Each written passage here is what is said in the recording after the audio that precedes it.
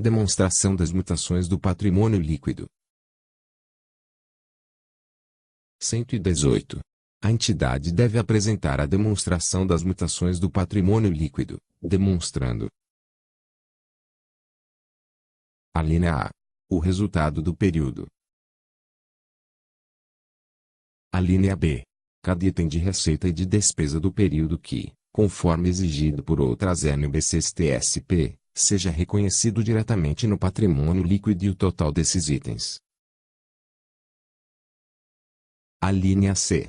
O total de receitas e de despesas do período, calculados como a soma das alíneas A e B, demonstrando separadamente o valor total atribuível aos proprietários da entidade controladora e o valor correspondente à participação de não controladores, E. A linha D. Para cada componente do patrimônio líquido divulgados separadamente, os efeitos das alterações nas políticas contábeis e da correção de erros. 119. A entidade também deve apresentar, na demonstração das mutações do patrimônio líquido ou nas notas explicativas, as seguintes informações. A linha A. Os valores das transações com os proprietários agindo na sua capacidade de detentores do capital próprio da entidade, demonstrando separadamente as distribuições para os proprietários. A linha B. O saldo de resultados acumulados no início do período e na data base da demonstração e as alterações durante o período, E. A linha C. Na medida em que componentes do patrimônio líquido são divulgados separadamente, a conciliação entre o valor contábil de cada componente do patrimônio líquido no início e no final do período, divulgando separadamente cada alteração. 120.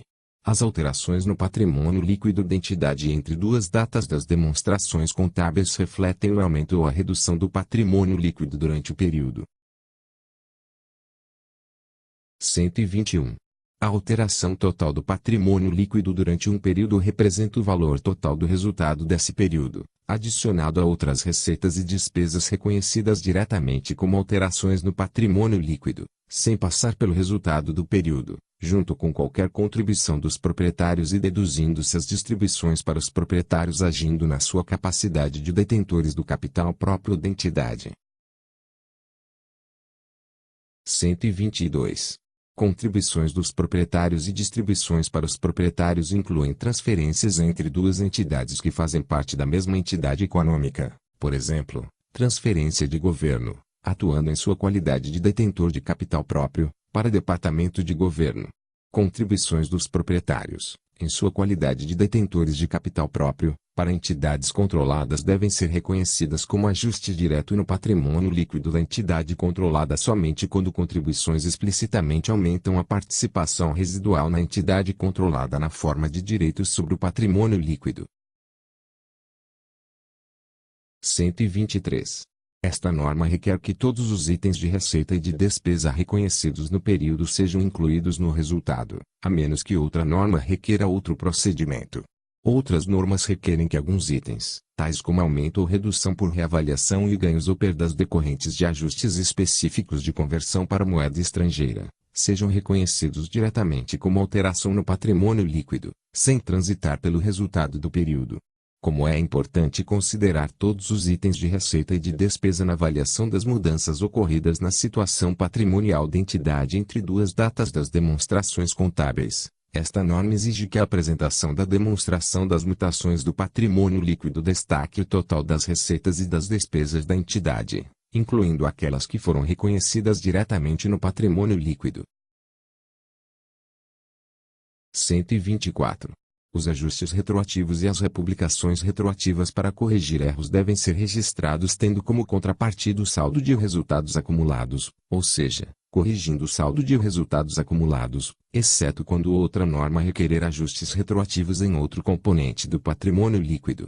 O item 118D requer a divulgação na demonstração das mutações do patrimônio líquido do ajuste total para cada componente do patrimônio líquido, em separado do resultado divulgado, em separado das alterações nas políticas contábeis e em separado das correções de erro. Esses ajustes devem ser divulgados em cada período anterior e no início do período seguinte. 125. As exigências nos itens 118 e 119 podem ser cumpridas, utilizando-se o formato de colunas que concilia a abertura e o fechamento dos saldos de cada elemento da classe do patrimônio líquido. Uma alternativa consiste em apresentar apenas os itens descritos no item 118 na demonstração das mutações do patrimônio líquido. Segundo essa abordagem, os itens descritos no item 119 devem ser apresentados nas notas explicativas,